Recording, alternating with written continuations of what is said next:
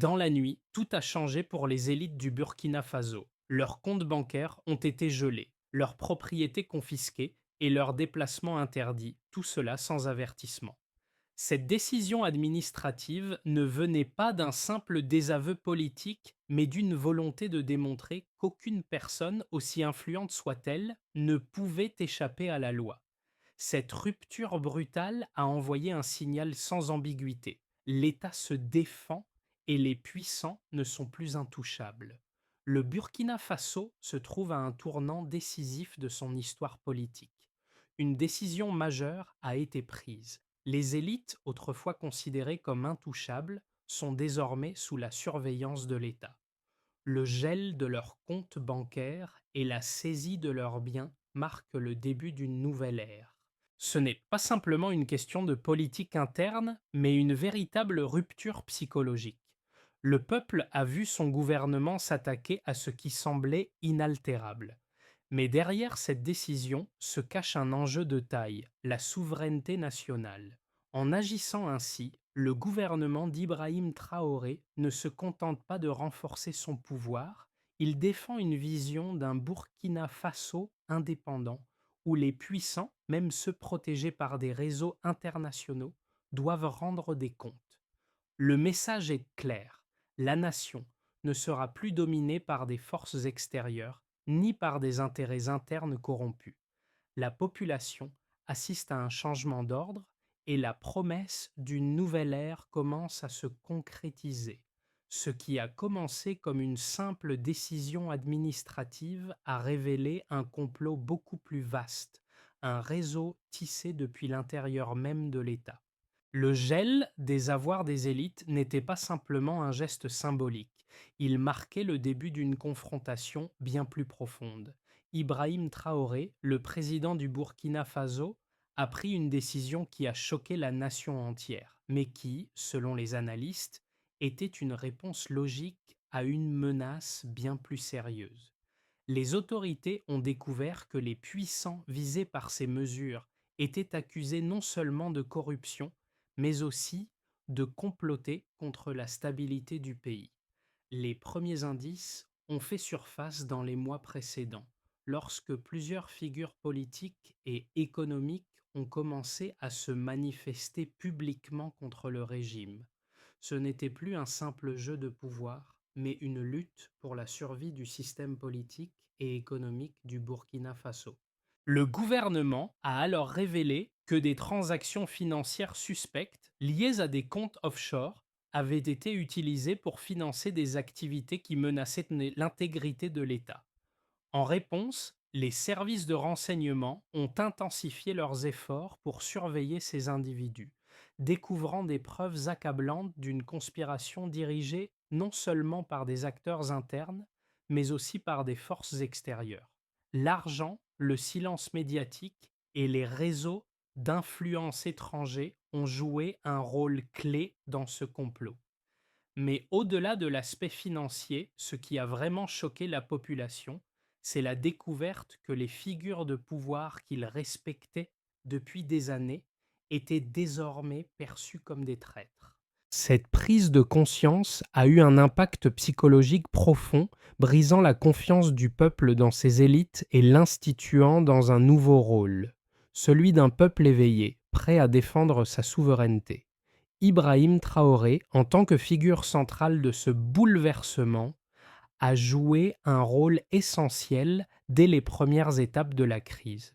Son arrivée au pouvoir n'a pas été simplement le résultat d'un coup d'État militaire, mais d'une réponse à une situation nationale de plus en plus instable. Depuis sa prise de pouvoir, il a concentré ses efforts non seulement sur la gestion des crises immédiates, mais aussi sur un objectif plus ambitieux: refaçonner le système politique et économique du Burkina Faso. Traoré a compris que pour remporter la bataille contre l'influence étrangère et les élites corrompues, il fallait d'abord convaincre la population de sa légitimité. Ainsi, il a pris des mesures pour briser le réseau d'élites qui maintenait le pays sous une forme d'esclavage économique et politique. En gelant les avoirs de certains des plus puissants, il a envoyé un message puissant non seulement aux ennemis internes, mais aussi à ceux qui nourrissaient des ambitions de déstabilisation du pays. La réaction immédiate de la population a été un mélange de stupeur et de soutien. Les citoyens ordinaires ont vu dans ces décisions un signe de détermination et de volonté de redéfinir le pouvoir au Burkina Faso. Cependant, ces mesures ont aussi déclenché une vague de critiques et de résistance.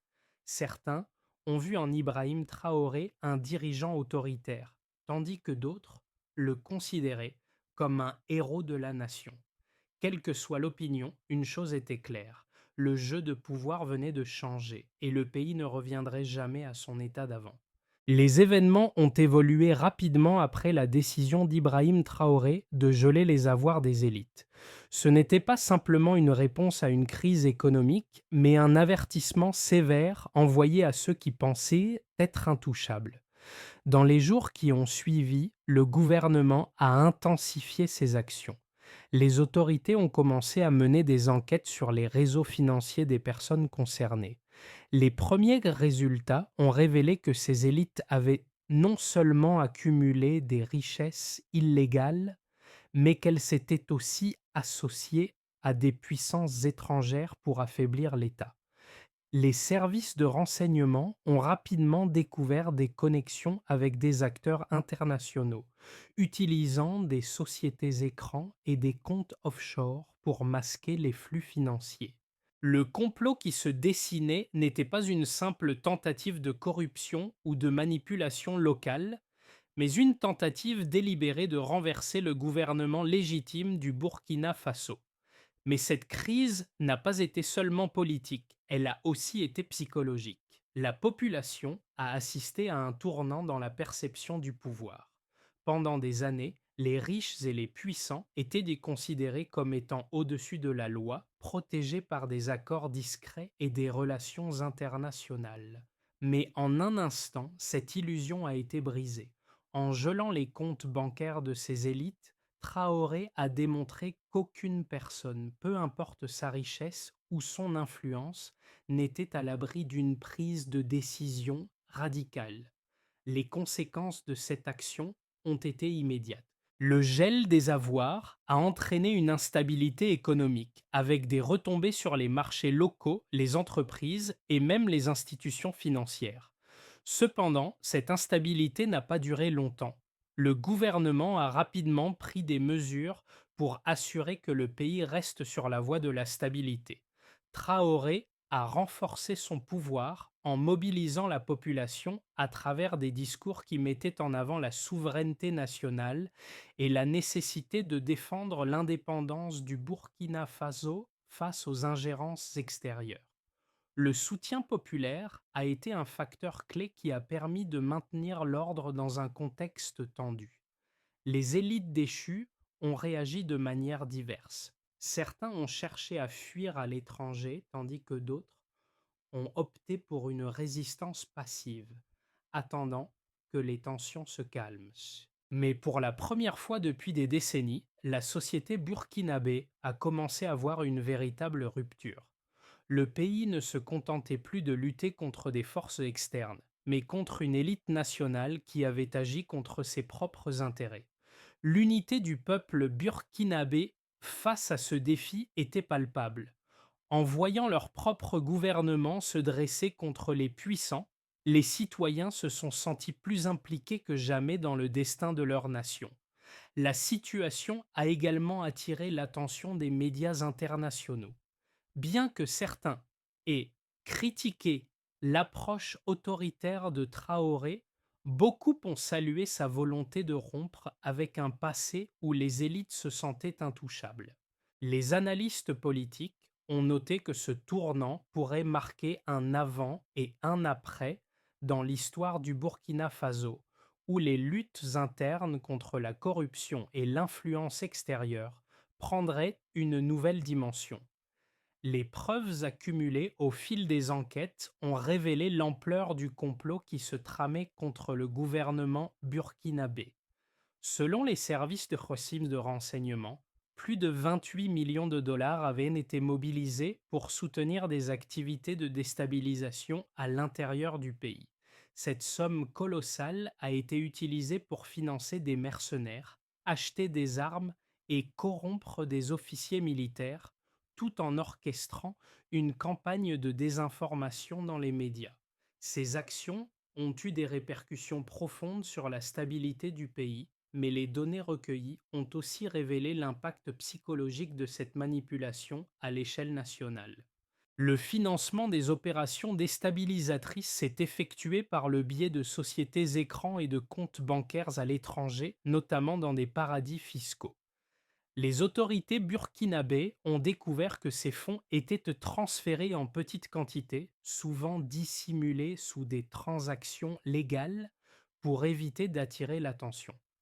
La majeure partie de ces fonds a été utilisée pour recruter des mercenaires étrangers, qui ont été payés pour semer le chaos dans les zones sensibles du pays.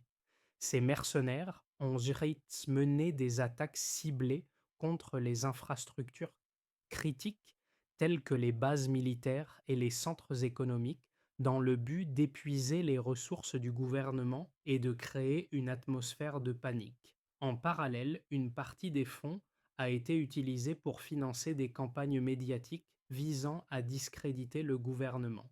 Des journalistes et des figures médiatiques influentes ont été recrutés pour manipuler l'opinion publique et diffuser des récits anxiogènes afin de semer le doute parmi les citoyens. Les autorités ont identifié plusieurs de ces agents médiatiques dont les liens avec des intérêts étrangers ont été établis à travers des transferts financiers suspects.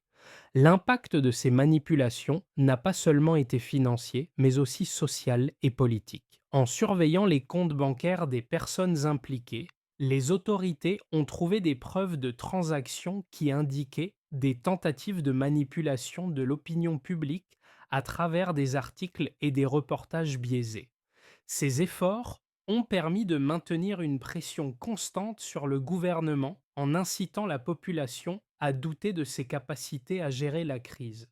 Cependant, malgré ces tentatives de sabotage, les mesures de contre-espionnage mises en place par le gouvernement burkinabé ont été efficaces. Les enquêtes ont permis de démanteler plusieurs réseaux de corruption, de saisir des biens appartenant à des figures publiques impliquées et de bloquer de nombreux transferts financiers. Cette action rapide et décisive a été un tournant dans la lutte contre la corruption et la manipulation des élites du pays. En résumé, les données financières ont montré qu'une conspiration internationale, soutenue par des acteurs internes et externes, était en cours pour déstabiliser le Burkina Faso. Les autorités ont utilisé ces informations pour élaborer des stratégies de réponse qui ont permis de neutraliser les menaces avant qu'elles ne deviennent ingérables. Le gouvernement a ainsi pu restaurer une partie de la confiance publique en montrant qu'il était capable de se défendre contre des forces puissantes et invisibles. Dans l'optique de comprendre la nature du complot et la réponse du gouvernement, il est important de considérer les arguments de ceux qui ont critiqué la réaction d'Ibrahim Traoré. D'un côté, les partisans du gouvernement estiment que la décision de geler les avoirs des élites et de les mettre sous surveillance était une mesure nécessaire pour préserver la souveraineté du Burkina Faso. Il souligne que ces actions ont envoyé un message fort aux puissances étrangères et aux élites locales.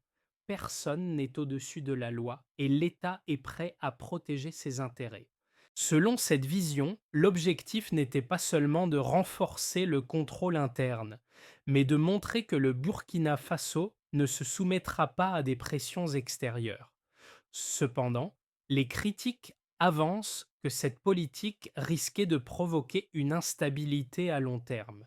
Ils soulignent que, même si les mesures prises par Traoré étaient symboliquement puissantes, elles ont également isolé le pays sur la scène internationale.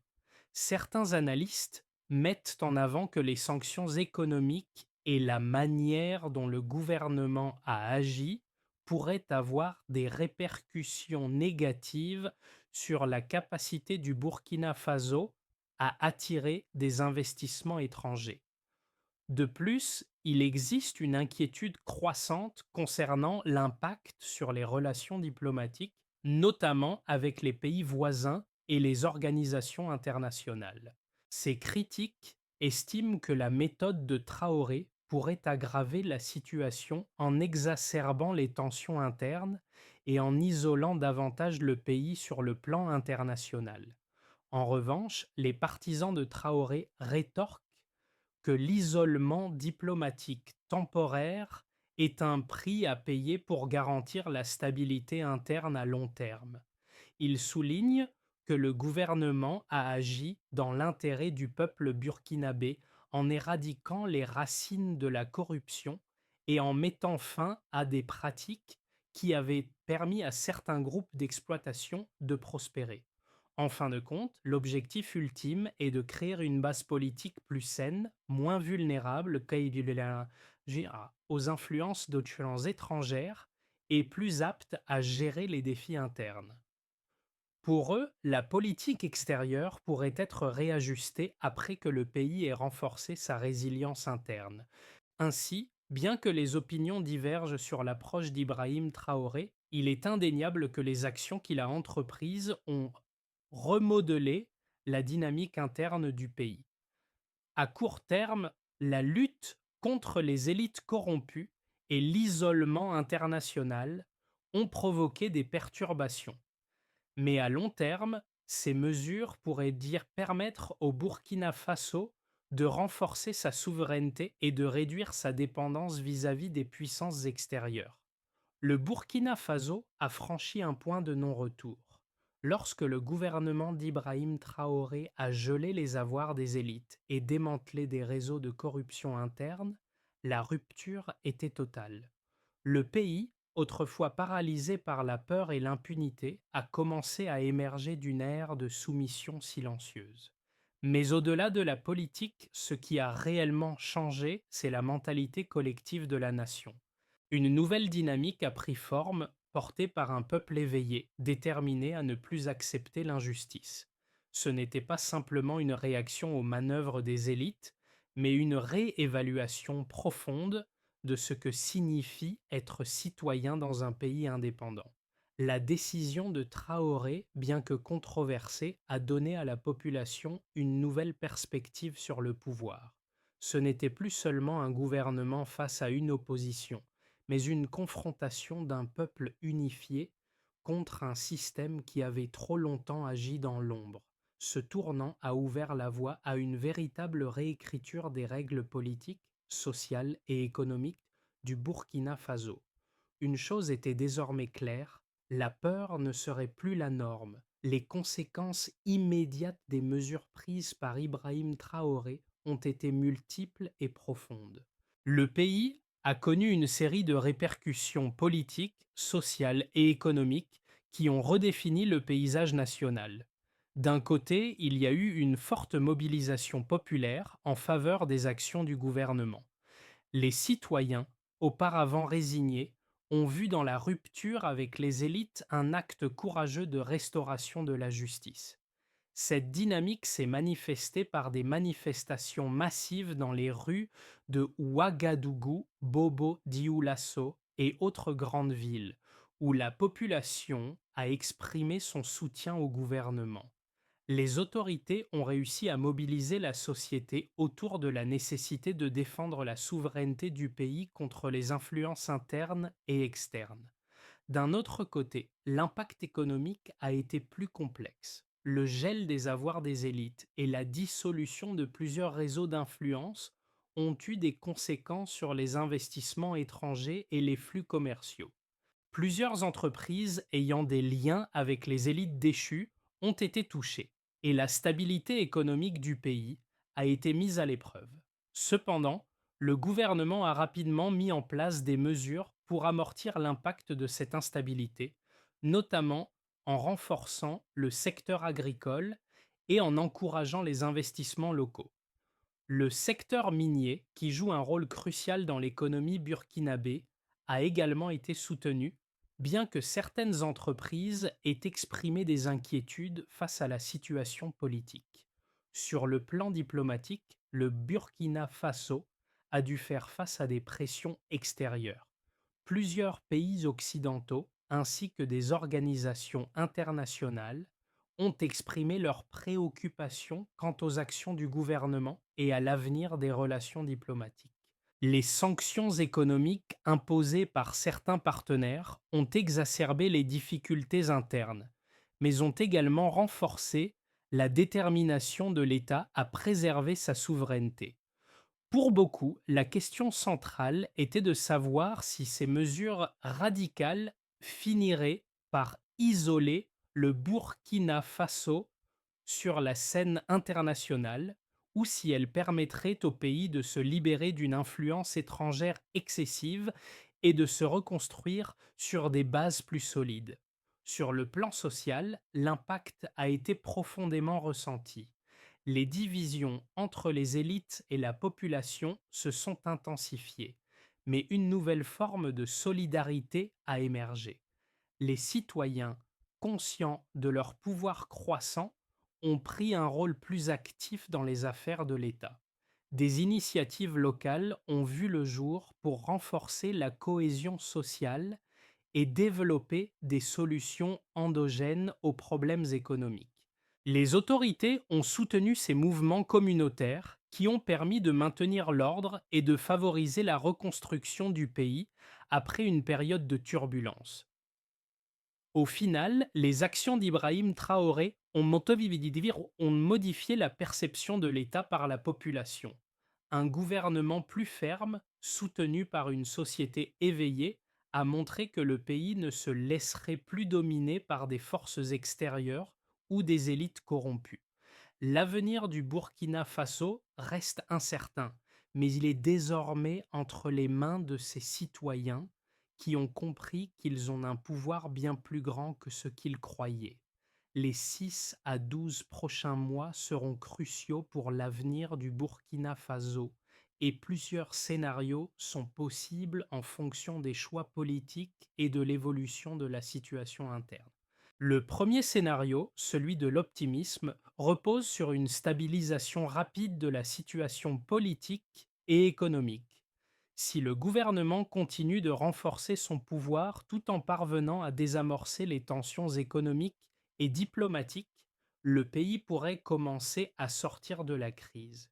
L'isolement diplomatique initial pourrait être atténué grâce à des partenariats régionaux plus solides et une reprise progressive des investissements étrangers, notamment dans les secteurs stratégiques comme les mines et l'agriculture. Sur le plan social, la cohésion nationale pourrait se renforcer, avec une plus grande participation des citoyens dans les processus décisionnels et une consolidation des institutions locales. Ce scénario optimiste verrait le Burkina Faso sur la voie d'une véritable indépendance politique et économique. Le second scénario, celui du pessimisme, envisagerait une aggravation de la crise. Si le gouvernement échoue à gérer les répercussions économiques des mesures prises, le pays pourrait entrer dans une période d'instabilité prolongée. Le gel des avoirs des élites pourrait entraîner une fuite des capitaux et un déclin des investissements étrangers aggravant la situation économique. Les tensions internes pourraient se transformer en troubles sociaux plus larges, notamment si des groupes opposés au gouvernement parviennent à mobiliser la population contre l'administration actuelle. L'isolement diplomatique pourrait devenir plus permanent, ce qui empêcherait le Burkina Faso de nouer des alliances internationales cruciales pour sa reconstruction. Enfin, le scénario intermédiaire se situerait entre ces deux extrêmes. Dans ce cas, le Burkina Faso pourrait connaître une période de turbulence modérée, avec des avancées progressives vers la stabilité. Le gouvernement, tout en étant confronté à des résistances internes et internationales, parviendrait à maintenir le contrôle sur le pays grâce à des réformes internes et à un soutien populaire. La situation économique resterait fragile, mais les bases d'une reprise lente pourraient être posées. Les relations diplomatiques, bien que toujours tendues, pourraient se normaliser à mesure que le gouvernement parviendrait à démontrer sa légitimité et sa capacité à gérer les crises. Les citoyens, de leur côté, continueraient à jouer un rôle essentiel dans la stabilisation du pays, mais des défis de taille subsisteraient. Chacun de ces scénarios implique des choix cruciaux qui façonneront l'avenir du Burkina Faso. Les mois à venir détermineront si le pays saura tirer parti de cette période de turbulence pour se renforcer et se redéfinir, ou s'il sombrera dans une instabilité prolongée. L'évolution du Burkina Faso est un sujet qui nous touche tous, au-delà des frontières du pays. Ce qui se joue actuellement n'est pas seulement une lutte pour le pouvoir politique, mais une démonstration de la force d'une nation face aux défis de la mondialisation et de l'influence étrangère. Pour ceux qui suivent de près l'évolution de la situation, il est impossible de ne pas voir le parallèle avec d'autres nations africaines confrontées à des dynamiques similaires. La lutte contre la corruption, la défense de la souveraineté et le désir de réécrire les règles du jeu.